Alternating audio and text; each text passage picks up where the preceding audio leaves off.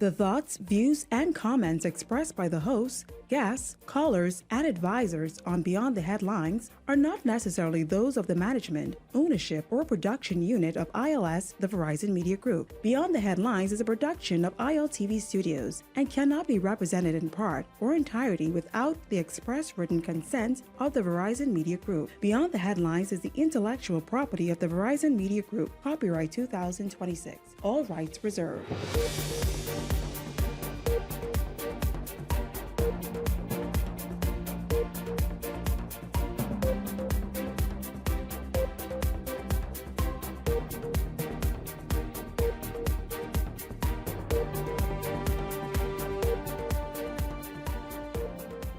Avenue. This is Beyond the Headlines. Welcome tonight. The 19-year-old driver arrested in that deadly traffic accident Sunday morning. We have the latest for you. Also, Dr. Andre Rollins is encouraging former Prime Minister Dr. Hubert Minnis to be the glue the FNM needs and help pull the party together again. Also, Rick Fox is slamming the government for going on vacation just 6 weeks after the election, he says.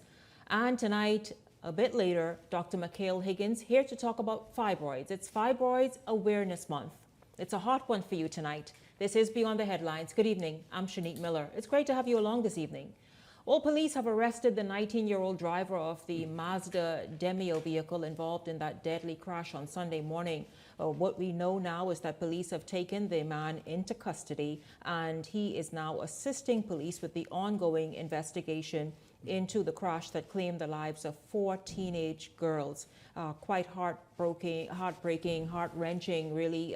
The nation paused and felt that blow that happened on Sunday morning. We're going to jump in right there this evening. Many people have been calling for charges to be given to the 19-year-old driver.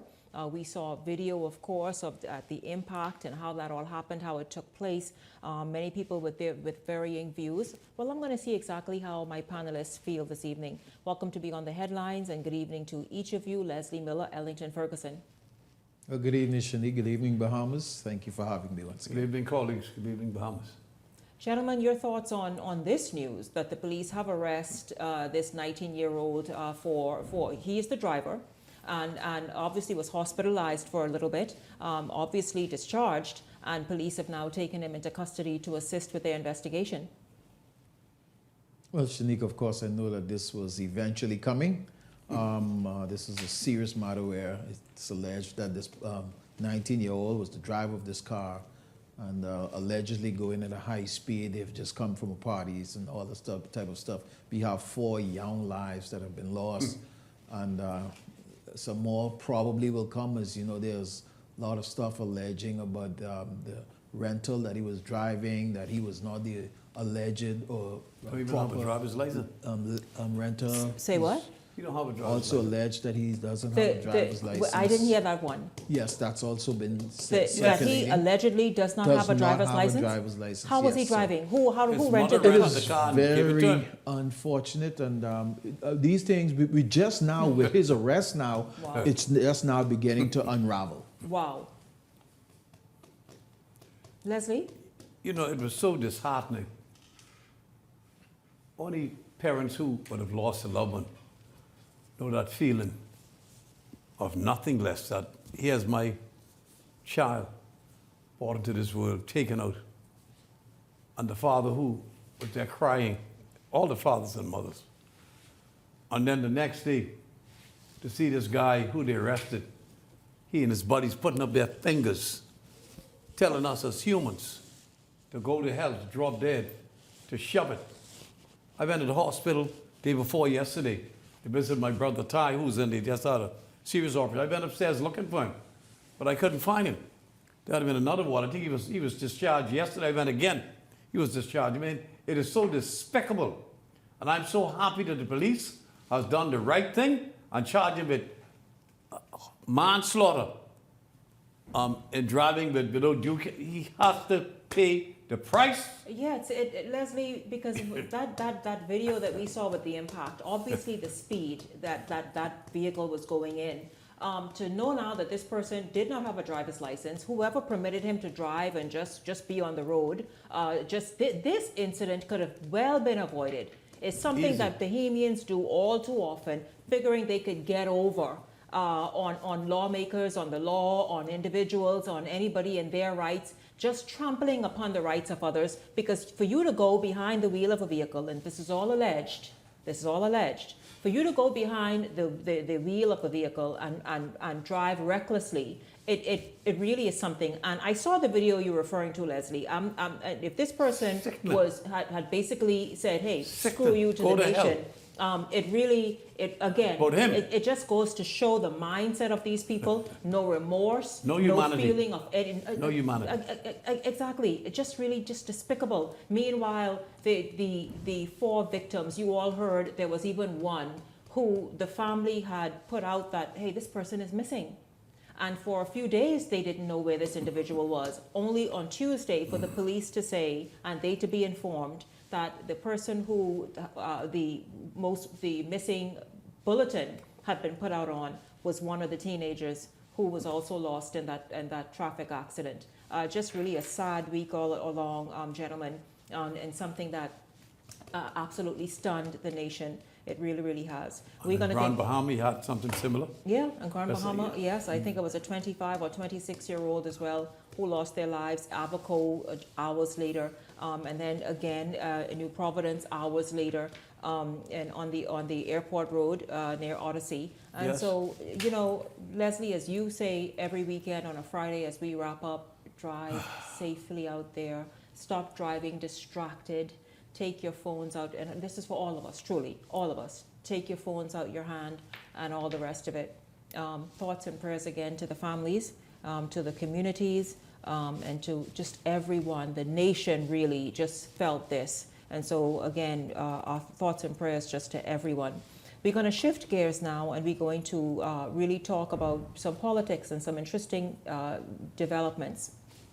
A lot happening this week. Dr. Hubert Minnis, for example, putting out a post and says, entering the race as an independent candidate was never the easy choice. It was a decision rooted in principle.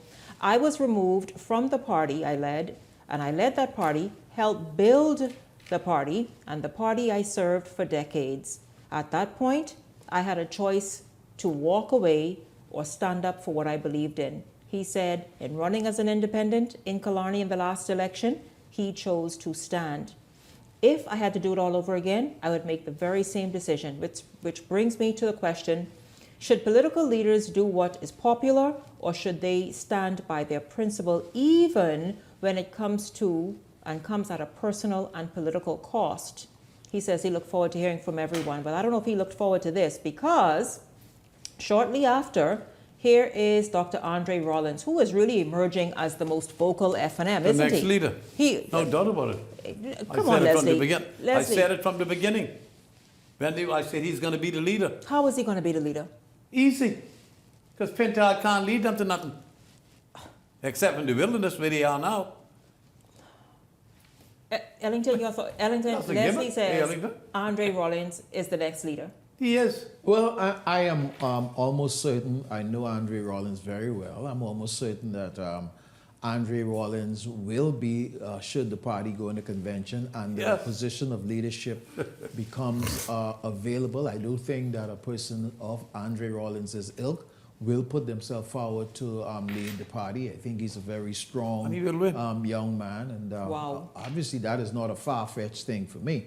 I don't think that, he spoke supporting Dr. Minnis. I love that. I think it was spot on what he said. Well, let's hear, let's hear, what do you mean spot on? So Dr. Minnis, who says, in his words, he's been kicked to the curb of the F&M, and now he must come back and be the glue to help bring the, okay, Because they got new leadership I coming think on. the Free National leadership Movement. coming. Also, Dr. Minnis and Dr. Rollins Yeah, new can then leadership can coming come on, together. yeah. Oh, this is interesting. Pentad could be going. The Because- Free National Movement cannot go on and keep its head stuck in the sand. Exactly. The Free National Movement need all of its people, all of its strong men and women, even those that have departed. There are some people who have gone over to the Progressive Liberal Party. I'm not sure how permanent that is, but the Free National Movement right now need all hands on deck, including the Hubert Alexander Minnis's, to kind of pull things together, unify the party, if they're going to be able to contend against the Progressive Liberal Party in the next general election. Andre Rollins says, Doc,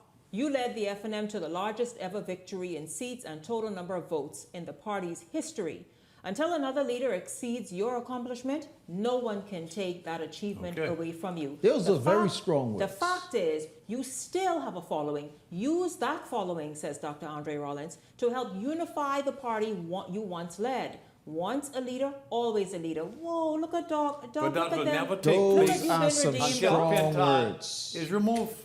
Those are some strong words. Until Pintard is removed. Because when you highlight one achievement, there's also a question about the other. But Dr. Minnis would say, well, whoa, you just remembering my achievement? You just remembering, no, and when I say you, But I mean, Dr. Rollins wasn't there. I don't mean specifically Dr. Rollins. I'm saying the FNM is just remembering that I actually made some sort of contribution to this party that deserves to be acknowledged.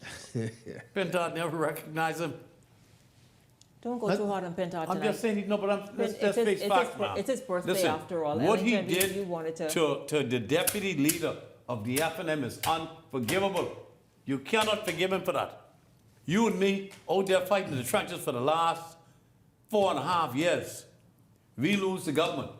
You pick the senators. And do you even consider me, man? Come on. I understand the deputy leader's and his feelings Come on that. on. Yeah. How mean can you be? It's ungodly, man. It's inhumane. Do you think it's mean, Ellington?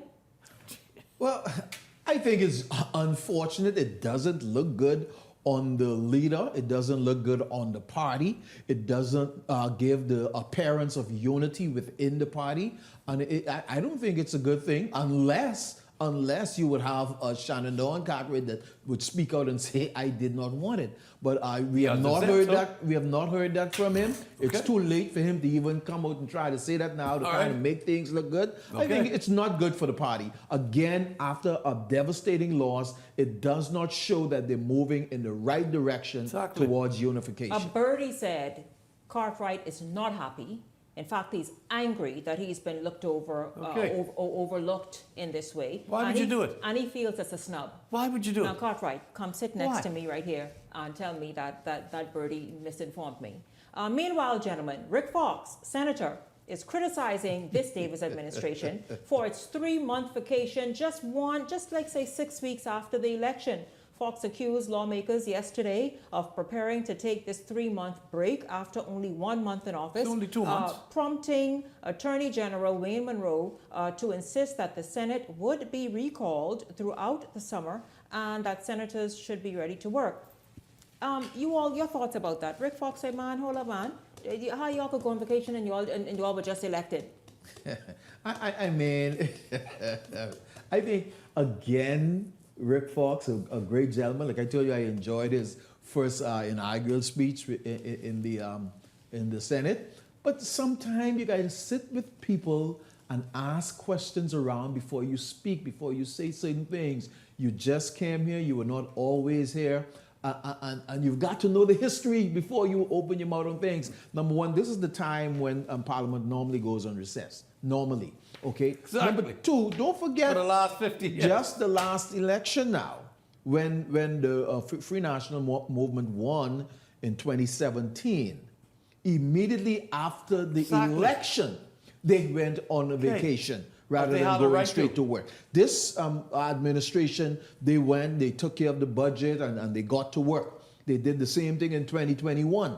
Now, this time, based on the time of the election, they went through the budget. After that, we know that the Parliament normally go into recess. And come on, man, Rick, you got to take your time. You got to understand some things before you spoke to it. You know, I find this almost laughable, you know. I mean, the time that was spent on that political campaign, you know how tired people are? I can tell you how tired I am, Dave and I, going door to door. Now, Rick had a break because Rick was riding this moped door to door while we were walking. Door to door. His golf cart.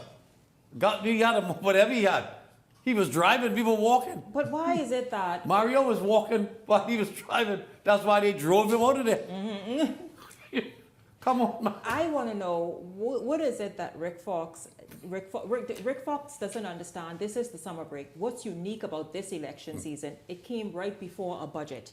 Yes. After the budget and after July 1st, We always recess. That budget is in effect. Always get a recess for 2 months. Exactly. And it's not 3 months, it's 2 months. It's in effect. And then, as Yeah. Leslie said, there's People a tired, parliamentary man. reset, particularly coming off the heels of an election, You're straight tired. into the I'm budget. tired as hell. This summer break is what happens every single Yeah, year. but it he just happens reaches to it. come Don't right forget. after the election. He just reached his first time he ever voted the Bahamas. So he got to get adjusted mentally to what goes on, man. People need a break while you driving. We was walking, man. Tired as hell. Going on No, you and you're driving your just little don't moped understand talking.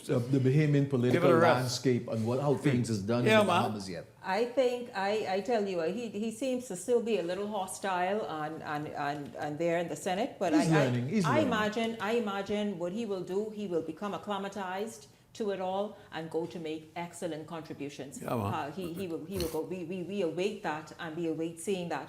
Now, But we need a break. Yes, you bet right. The Parliament needs a break to reset, to really come and start doing the people's business. Meanwhile, Exactly. but the job of the people's business doesn't come to a halt, Rick. Listen, These ministers but continue every to work. year when school out, after we finish the budget, we take a break. Before school get back in for the kids, you're back in Parliament. That's how it works, Rick. Get used to it. So give yourself a good time. And, hopefully next year you wouldn't be riding out a moped next election. I tell you, listen. And you'll see how tired you get.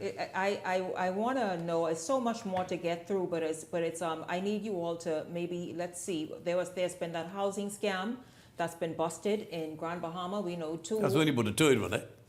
You forget the last one? Yeah, I know there weren't many. okay. Grand Bahama. I need to think about something Bunch for of Grand Bahama. scammers. I need to think about something. Grand Bahama, the people are just quite very, very unique. I'll say that. But no. They have given their hard-earned money to whomever these people are. Of course, we saw the bulletin there. The police put it out for those two women, one in the Ministry of Housing, one in Disaster Preparedness, and how they came to come together to be able to go and get these people's money. So they haven't, they lock them up? One has turned themselves in. Not sure where the other one is. And then, gentlemen, this bit. Attorney General Wayne Monroe is advocating for and putting on the floor for this consideration to happen for schools like Columbus Primary, Yes. and others to be renamed, saying that Columbus Primary should not be a name in the Bahamas just based on what that stands for. Exactly. Gentlemen, your thoughts? Well, Shanique, as we approach 53rd independence, I think we need to have our mindset along that thought as we continue to grow as a country. I think it's in order for us to think about renaming a lot of these things that we had named after those from England that we were part of, towards our national Bahamian, our heroes, our people who have contributed to education, who have contributed to the building of this country. We need to move away from that colonialism. And so yes, around this season, I think this is appropriate time to have that discussion and to begin moving in those directions. What they're proposing now should have been done 50 years ago. Columbus didn't discover the Bahamas. He made our forefathers and mothers there. And what he did, butchered them, took them to Hispaniola and Cuba. And most of them died out. Why you want to carry his name? I was so happy when the guy took the statue down. We should have break it up. And I hear the senator talking about it being repaired. I don't know where the hell he coming from. What senator? What senator said What the this? fellow, the PLP senator? Which one? Who's working in the Prime Minister's office? Latrey, right? Yeah, I don't know where he coming from. Chief, get real, man. This man used to kill. You know what Columbus used to do? Him and his fellas used to put the birds on the head of the little black Bahamian boys and shoot the boy if they missed the boy. Bahamians were around there. You hear me? Of course, it was much I thought it was Arawaks, Leslie. That's us. What you talking about? That's where we came from. We came from a lot of places. And if you missed the bird, you took his head off. That's the animal we're dealing with. So what is Raming saying? What Why? is Senator Raming? I don't know what the hell. I ain't in with that, man. Why should we not change the name of Prince Charles Drive to Leslie. Rupert Roberts Drive? That's true, yes. What do we need it for? Rupert Roberts, God bless him. A great Bahamian. But I feel as though Huh? we All of are these still... things need to change. Listen, why would we want to get rid of all of our colonial past? I don't mean what Columbus doing. I'm talking about the fact is we are still very much a part of... We were slaves. For Christ's sake, didn't do us no favor. We were slaves. We can talk about this. We can Slaves. pick this up. We'll pick this up next week. We have to pick it up next week. I know that you all, because you want to get rid of you want to get rid of us the Westminster Why not? system and all that. I thought so.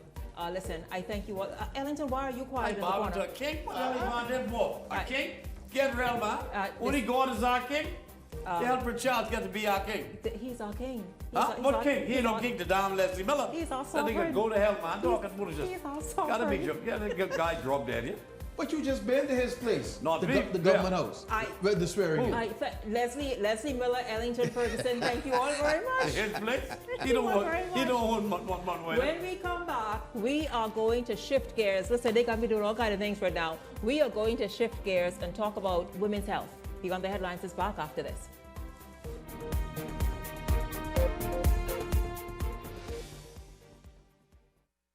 Hey, it's your boy Charlie Bahama here at Superwash, Superwash's newest spokes model. And I'm here to tell you about Superwash's large capacity washers and dryers for all your big loads. I know I see that Charlie Banana coming here just now. Luckily, it's also big enough for me to hide it. I thought he was right over here where these large capacity washer and dryers is. They're big enough now to handle your big loads, you know. Yeah, like your comfort on your blanket. But just look at us. Somebody forget to turn on the dryer. Oh, stop! Damn. You hear something? Yeah, that's the sound of clean. Superwash washes you, presses you, and entertains you 24/7. My name is Charles Wesley Roll. My organic farm is Nice Layers Organic Farm. I have 230 boys up here. I give them fresh water, pumpkin, lettuce, cabbages, all the vegetables. Anything what I eat, they eat. Right now, we sell the eggs for $7 a dozen from Monday to Friday. On Saturdays, you can get 4 dozen eggs for $21. I'll be located on Jamaica Road, western side, Silverstone Primary School. This year, Island Luck Sportsbook sent one of their very own customers all the way to San Antonio to watch Game 5 of the NBA Finals. The Knicks closed it out right then and there. No Game 6, no Game 7. Our customer was sitting in that arena the night the championship was decided. That's the kind of luck we talking about at Island Luck Sportsbook. Winners live here. Must be 18 and over. Island Luck reminds you that it's only a game, so please game responsibly. Wealth should not only belong to a select few. At InvestStar, we believe the door should be open to everyone. We provide options for planning a better future.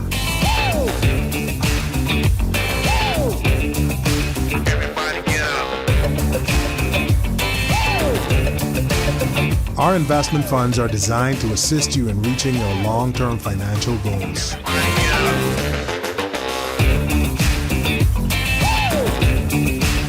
Let us show you how.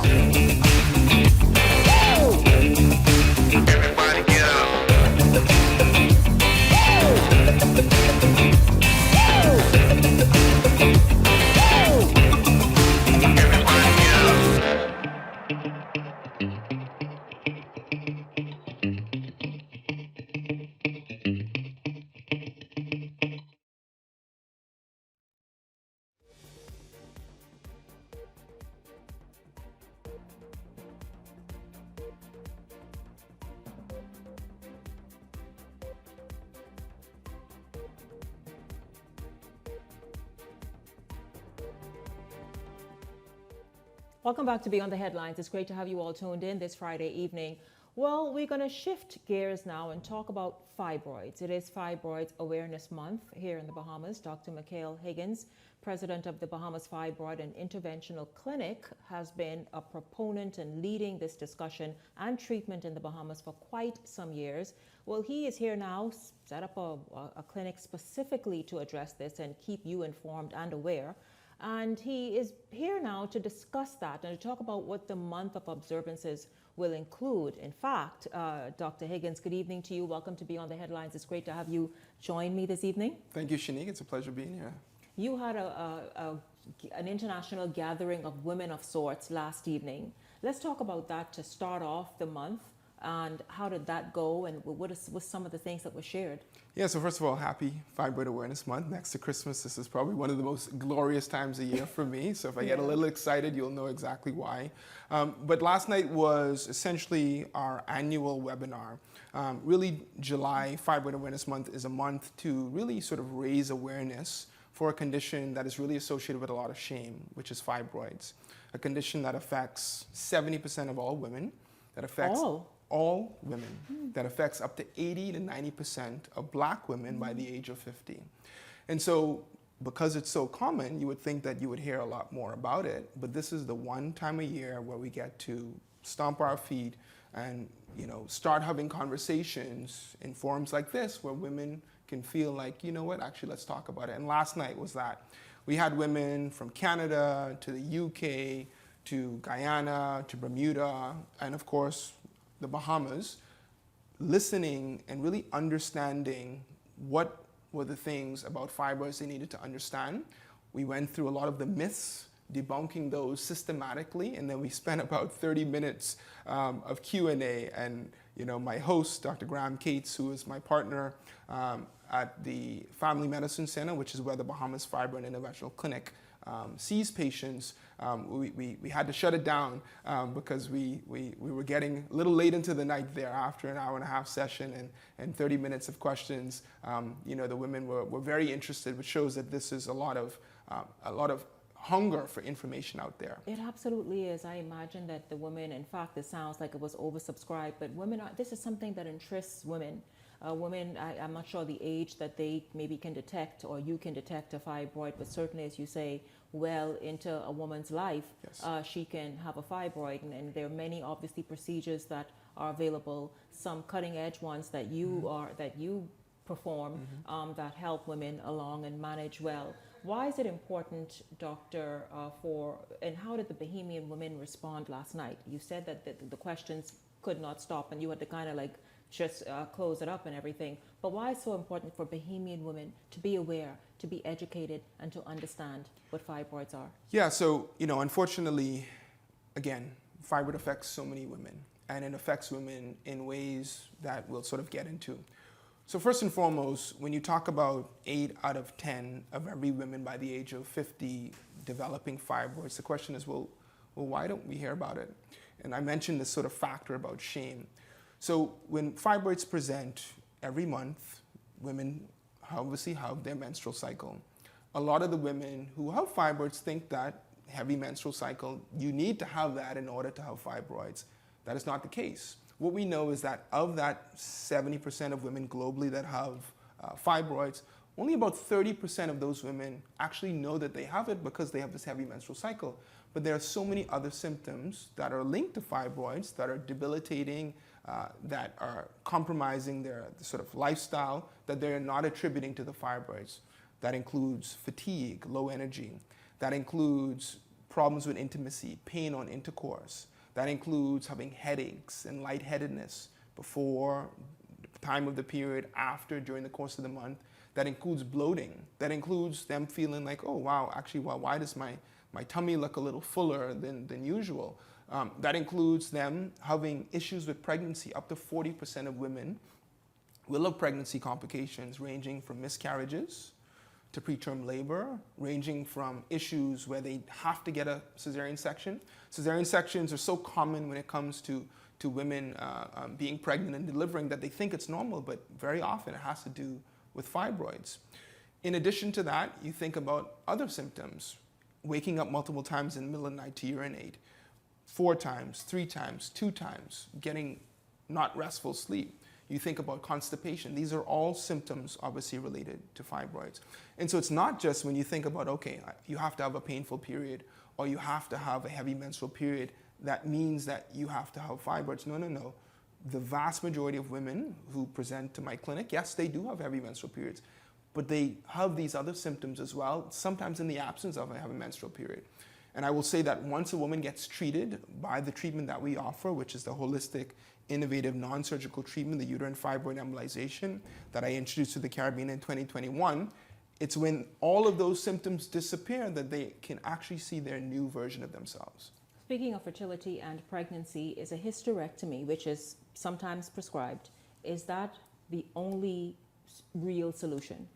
So I will say adamantly and vehemently, underscore caps lock, all of the above, that a hysterectomy, an invasive surgery, is not the solution to fibroids. What we know, unfortunately, is that up to between 3 to 5 black women who get offered hysterectomy in the literature, every time those women get offered, one white woman gets offered. And I'll put it in perspective. And so you may say, well, maybe it's not as common amongst white women. I mentioned 80% of black women. The number is 50 to 60% of white women. Okay, not a big difference. So why are 5 times as many black women getting offered hysterectomy when it comes to this condition when compared to white women?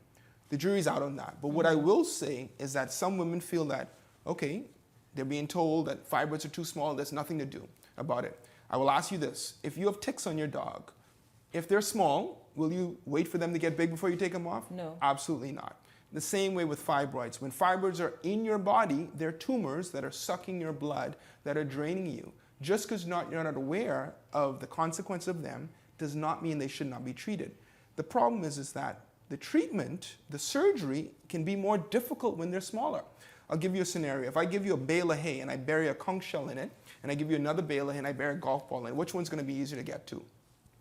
The conch shell, right? Because it's bigger.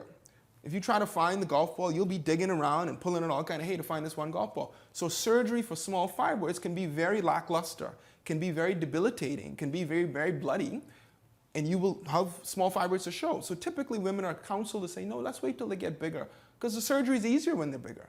The surgery is more gratifying when they're bigger, but does it mean that you should not be treated when they're smaller? Absolutely not. Misinformation.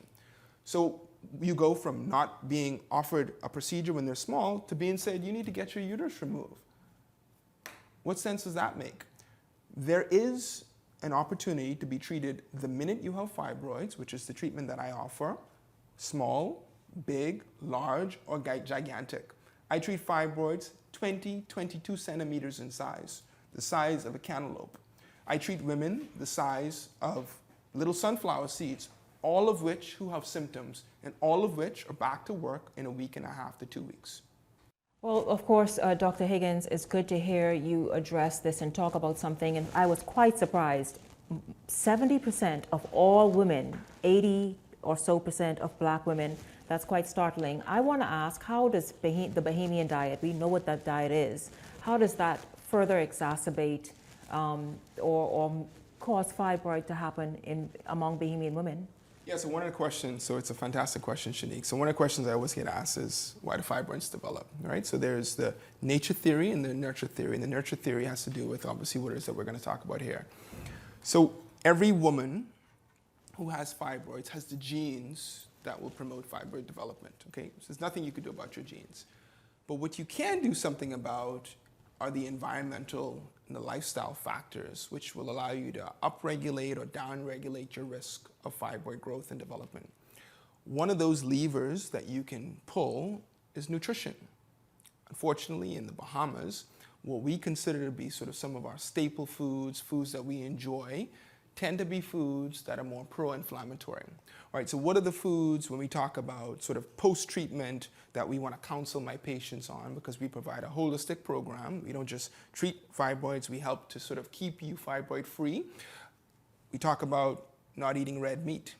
We talk about dairy. We talk about processed foods. We talk about high sugar foods, okay? These are foods that are pro-inflammatory, that increase the level of inflammation in your body, which is ripe for fibroid growth, okay? The other thing is, of course, there are foods that obviously promote, fibroid growth, and then there are ones that will help to reduce it, like leafy green vegetables, high fiber diet. You know, how many sort of characteristic meals can we recite in our Bahamian cuisine that include leafy green foods that are sort of high in fiber? Not very many. So the deck is sort of stacked against us a little bit. So it requires us to be a little bit more informed and a little bit more intentional. As I mentioned, you know, at the Bahamas Fibroid Interventional Clinic, our focus is not just providing the holistic treatment where we treat the roots of all the fibroids and get all the fibroids completely treated, But then post-treatment, we provide the nutritional consultations where we allow you to then focus on optimization of your overall global wellness. And then the second risk factor that can be modified is diet. In addition to diet, is exercise. Independent of any other risk factor, diet included, exercise is a risk mitigator, right? So if you have two women that are twins, same genes, okay, same risk of genetically of developing fibroids, if one exercises and the other one don't, the one who exercises will have a lower risk for fibroid development, and if she develops fibroids, they will be smaller and they will be less frequent, okay? The one who does not exercise will have bigger fibroids, she'll develop them at an early age, and she'll have more of them, okay? So the two things that we focus on, the two levers, the two knobs that we focus on turning and pulling are exercise and diet. So fantastic question. That's really important overall, and obviously in this instance, what misconceptions about fibroids would you like to correct, especially among Bahamian women? Yeah, so and maybe their partners. Yeah, so fantastic. So thank you for that, Shanique. So we already addressed the first point, which is that if you have fibroids that are small, you don't need to treat them, okay? As I mentioned before, a lot of that has to do with the fact that there are deficiencies in the surgical treatment for fibroids that are small. But again, if you have ticks on a dog and they're small, you will still pull them off because they're still causing a problem. So treatment occurs when you have fibroids, period. That's the first myth. The second myth is that fibroids disappear at menopause. False. What happens at menopause is that the fertilizer for fibroids, which is the reproductive hormones, estrogen and progesterone, estrogen in particular, which throughout the reproductive years, peaks and troughs during the menstrual cycle, it's responsible for sprinkling that fertilizer on fibers to cause them to grow. But what happens at menopause? Those hormones begin to trickle off. However, what can happen is once they trickle off, the fibers just start growing very, very, very slowly and slowly and slowly to the point where they're not a problem. Of course, you're not having a menstrual cycle, so you don't have the bleeding if that was a primary issue. But what can happen is you could have what I call good menopause, where many of my patients come in at 56, 60, 61, and they say, Doc, my fibroids have doubled in size since 5 years, 10 years ago. And they say, well, why? I said, first question I ask is, well, how has menopause been for you? Doc, it's a walk in the park. My friends talk about menopause, all the mood flashing, the mood swings and hot flashes and all that sort of thing. But me, you see me, I've been good. And I was like, okay, great. I said, but the fibroids have continued to grow. Well, it has to do with the fact that your friends, their hormones really trickled off very abruptly, but yours very slowly. So you still have the influx of the fertilizer. Another woman comes into my office, a VIP, about a year ago. She was on hormone replacement therapy, right? I said, well, how's menopause been? She said, Doc, a walk in the park. I said, well, you've been on what? She said, hormone replacement therapy for the past decade. I said, well, what's going on now with your fibroids? She said, triple in size. So now we're dealing with hormone replacement therapy that is now creating fibroids that a decade ago thought were going to be a thing of the past, but have now continued to proliferate. The third thing that will happen in menopause, if you're obese, you could still have fibroids that will grow. Why? Because there are four main sites that estrogen is secreted from. The first everybody knows about, which is the ovaries, the reproductive glands. The second site is the what? The adrenal glands, the glands that sit atop the kidneys that release cortisol, the stress hormone. It also releases the adrenaline, the fight or flight or freeze hormone, but it also releases what? This hormone, which is estrogen, right? But a lot of women don't talk about it. The third place, which is a little ironic that women don't talk about, is the placenta. The placenta is where the baby receives a lot of the nutrition from the mother from. It is the powerhouse for the child. However, during pregnancy, a lot of women find out they have fibroids that they didn't know existed before. Why? Because the placenta surges estrogen during pregnancy. So fibroids that would have been tiny, tiny pre-pregnancy grow and surge during that time. But the fourth site that a lot of women don't talk about is what? Fat cells. Fat cells actually release estrogen. So during menopause, if you were continuing to eat foods, continuing to get bigger, you thought this would have been a thing of the past. Your fibroids at 51, 52, menstrual cycle stop, your fibroids could continue to go and you could continue to have more fibroids.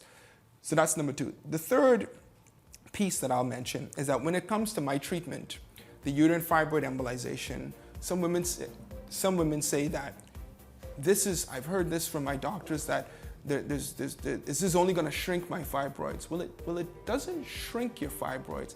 It kills the fibroids. If you have a rat problem, if somebody comes and shrinks the rats in your house, you still have a rat problem. They're just small rats.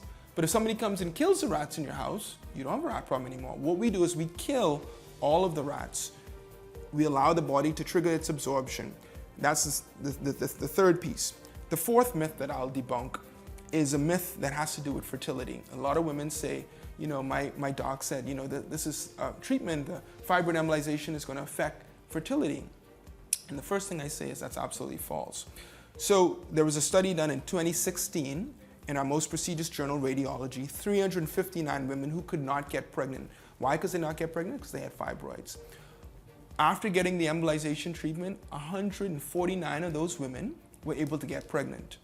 131 of those women delivered 150 live infants over the 24 months of the study. 86% of those women had their first child during that study because of the embolization. So it's not a question of whether this can compromise fertility. That's false. This can actually restore fertility. This is good news for Bahamian women. Obviously, you have patients elsewhere who also team. Listen, is this a monthly meetup that you do? And how can Bahamian women right here, anywhere in the Bahamas, even the Family Islands, get in touch with you and the interventional clinic so that they can learn more information and perhaps make better choices? Absolutely, so great. So you can follow us on Facebook at the Bahamas Fibroid and Interventional Clinic. You can also follow me on Instagram at dr.mikail, M-I-K-H-A-I-L Higgins on Instagram, as well as TikTok. I release almost daily educational videos. And then on those sites, you can actually get in touch with us and apply for a consultation. You can also call the Family Medicine Center. You can also contact my assistant at 818-2342, 818-BFIC. If you have a report that demonstrates fibroids, no matter how big or small your fibroids are, we can treat you, we can welcome you to the family, and we would love to support you on your journey to freedom from fibroids. Dr. Higgins, great speaking with you. It's good to have you here talking about something that so many Bahamian women have need of and information of about, so that they can just live better quality lives as well, bring a lot of relief. Thank you very much. I look forward to maybe having you on again so that you can speak more to the Bahamian women. Thank you for stopping by. Thank you. When we come back, remember our focus in on youth last night and tonight? Well, those young people from the Youth Empowerment Program are here, and they join me after the break.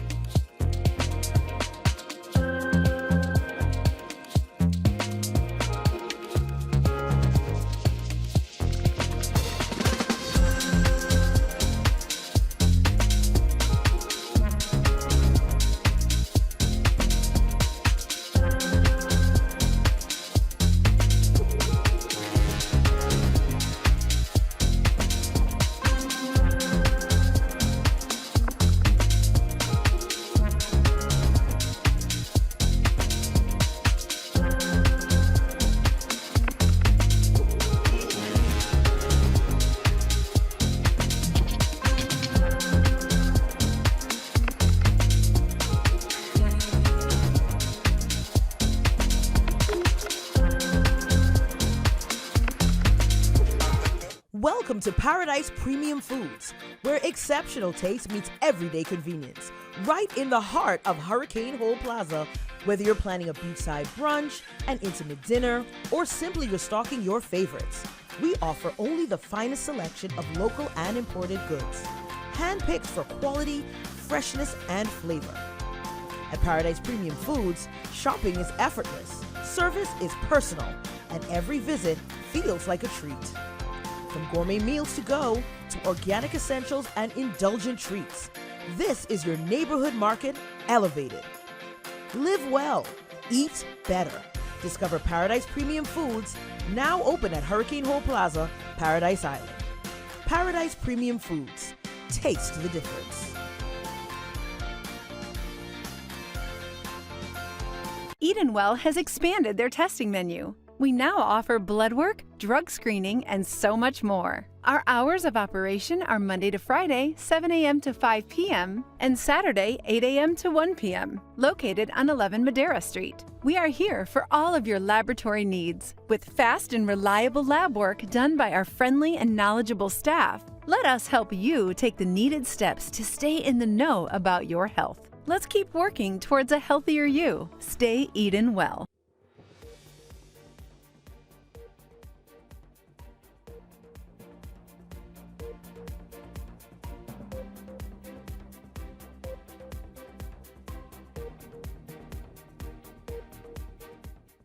Welcome back to Beyond the Headlines. It's good to have you all tuned in this Friday. Hope you're enjoying the show.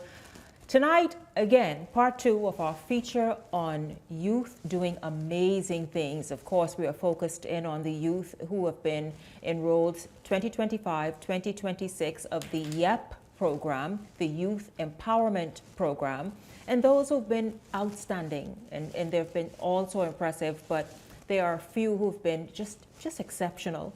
And since last evening, we've kind of zeroed in on them and highlighted their work in this cohort. And we're happy this evening to welcome and join. And by the way, good evening to all of you. So please welcome Deja Taylor. She's the Officer of the Year and the first runner-up of the Student of the Year Award. We have Orion Dean. He is the second runner-up of the Student of the Year Award. And then the District Manager of the Year, Felicia Francis. Good evening to all of you. Good evening. It's good to have you all here. I mean, let's just talk about how amazing has it been for you all to be involved in YEP. I've heard about it for years. It's the 14th year.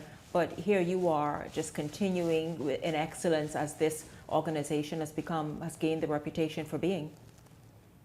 Jump in, Orion. Good evening. In the Youth Empowerment Program, I've had many engaging persons around me to support me. Even to receive these awards, I am very grateful for the mentors behind me, my parents, and I am very grateful for the information that I've learned throughout these 3 past years that I've been a part of the YEP program. So you kind of really are one of the veterans. Yes, ma'am. Yeah, did you graduate or you still have another year? This year I graduated as the deputy head boy of Bahamas Academy. Super, congratulations to you. Thank you. Yeah, absolutely. And so let's just talk about you and hear your experience. Let's just hear your experience. Deja, how you have been. You were the Officer of the Year. You were runner-up for Student of the Year. Yes, I would say that the program really shaped who I already was. It taught me life lessons such as building, branding myself, and those are important, especially going into the actual world since I graduated from Queens College. In order to put myself out there and get more opportunities, that really built who I was and taught me very valuable lessons. It's really awesome. Now, Felicia, congratulations on you being District Manager of the Year. That is awesome. First of all, what does that even mean in the YEP program? That is one of the top awards for the adults. We have an inside joke that I'm the better one, so kudos to me. Yes, kudos to you. Yes, yes. But honestly, I don't do it for the awards and the recognition. I do it because I had mentors who empowered me. So my main focus is to be a safe haven for our young people, to push them to know that they can be better than who they are walking into our doors. Yeah, which is such a good message, Yes. and especially right now. And I don't want to dampen the mood of everyone. I didn't mention it last evening, but I just want to briefly mention that one of the victims of Sunday morning's crash was also enrolled in this cohort of YEP. Yes? Yes, Diamond. And so, you know, Alicia, just talk about just one, the fact that Felicia, that this individual was said to be very also a high achiever, somebody who's doing incredibly well, and to have lost them the way that YEP has. Diamond was one of our outstanding students. When you were around her, you felt the education dripping off of her. Like, she took her schoolwork so seriously. Kenilum would always bring them over to our retreat, and just to see her interact with other students, to see how impactful she was with the other students who she did not even know. She encouraged them, pushed them, motivated them. So when we heard the news that she was one of the victims, we were saddened. We were heartbroken to know that such a great promise is no longer here with us. And Felicia, how do you measure, you as a district director, someone who's obviously been highlighted and awarded for your effort in YEP, in the YEP program, how do you measure success beyond graduation? Both of them have graduated. They will go on to do amazing things and no doubt return as volunteers themselves. But how do you measure success? For me, success looks different from everybody. A lot of time we push our students to be doctors, lawyers, and teachers, but when COVID shut down, who were working? Those plumbers, those electricians, those persons who work with their hands. So in the Youth Empowerment Program, we don't encourage our students just to be high achievers. I mean, a plumber, everybody needs a plumber. So we encourage our students to...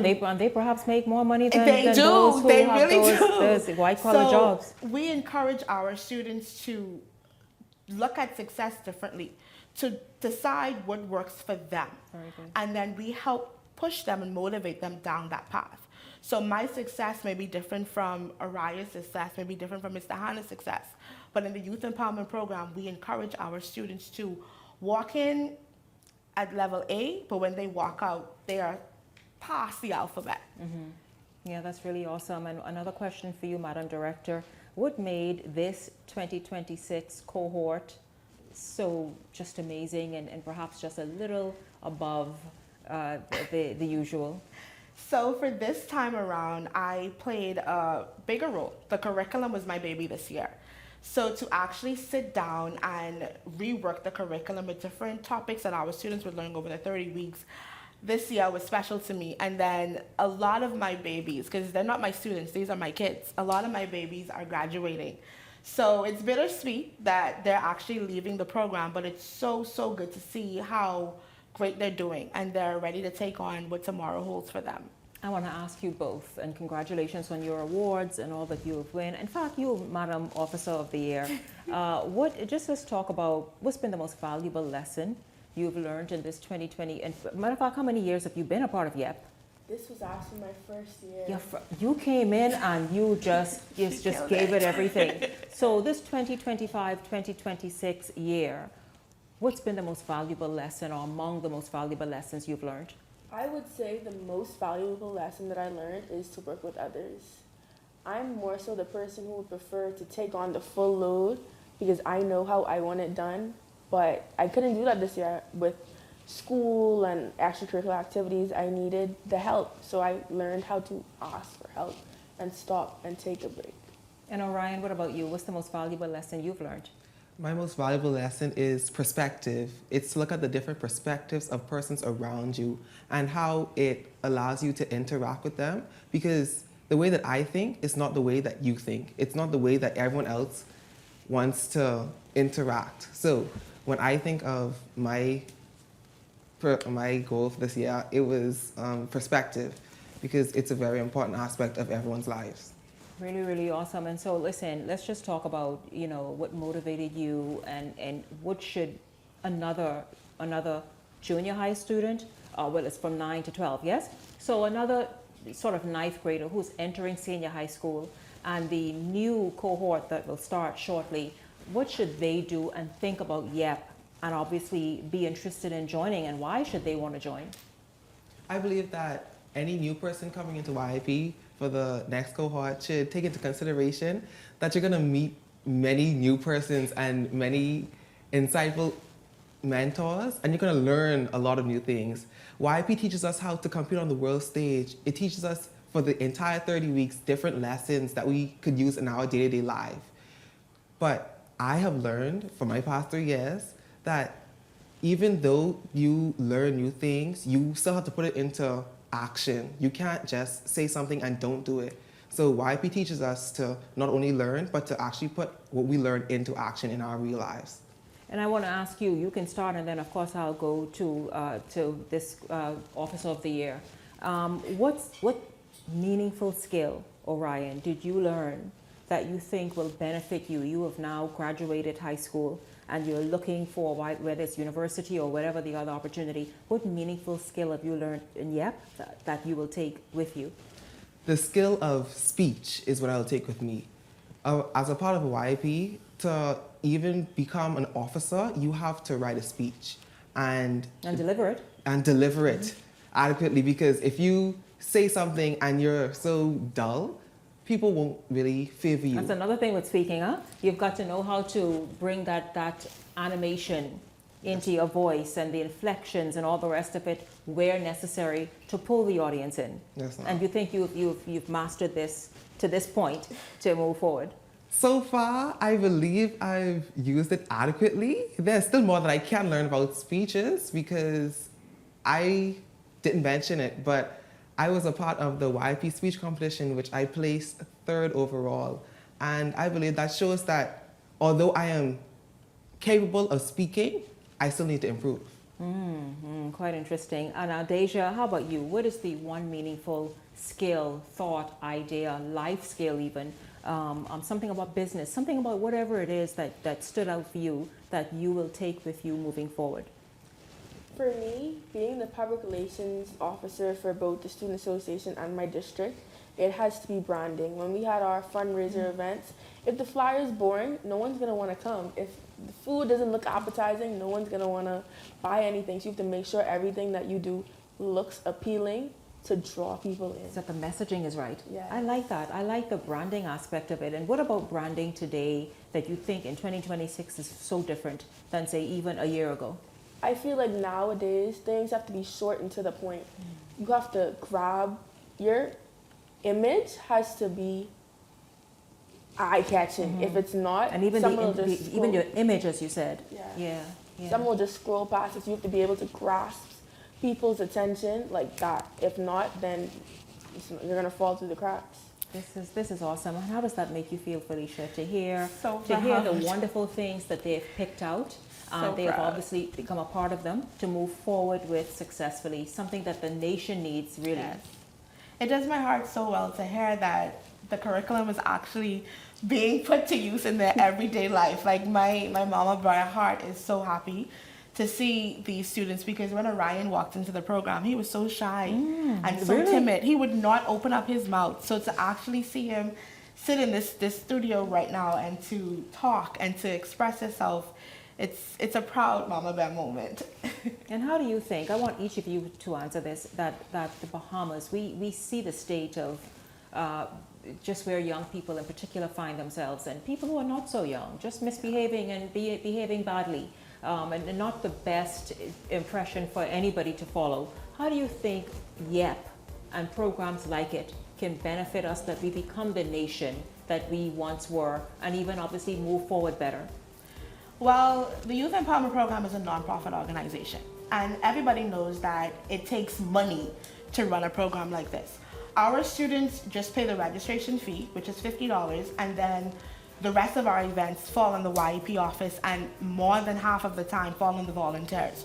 So we need corporate sponsors. Like, it is a dire need to have corporate sponsors to support this program. Well, that's important. It is important, because a lot of these students come to us and simply don't have a meal. So mentors have to feed their kids. On the meeting day that we meet, we have to find food for our kids. So that is, again, sponsors. So the main mission of this program right now is that we really need corporate sponsors to push us for the next 14 years. Well, listen, is there an office? Is there an email, Yes. office number, something that you can give out right away? So there is a Facebook page of the Youth Empowerment Program Bahamas. Once you go onto that Facebook page, all of our contacts is on there. Then you can reach out to the Youth Empowerment office, and then you can reach out to Mr. Hannah, who works here at the studio as well, if you want to get in contact with us. Of course, you know, Devontae Hanna is also one of the directors there. He volunteers, is quite happy and passionate about this program. He was on this show last night with another 2 of the more outstanding students in this 2025-2026 cohort. I thank you all so much. Congratulations. I enjoyed meeting you all the last 2 nights and sharing your story with the nation. Continue doing well. Come back and let's hear more about what you're doing. Yes. Thank you. Absolutely. Listen, thank you all so much for tuning in the entire week. It's been awesome having you hang out. Looking forward to seeing you right back here on Monday evening. For the entire Beyond the Headlines team, I'm Shanique Miller. Make it a great evening and a blessed weekend, everyone.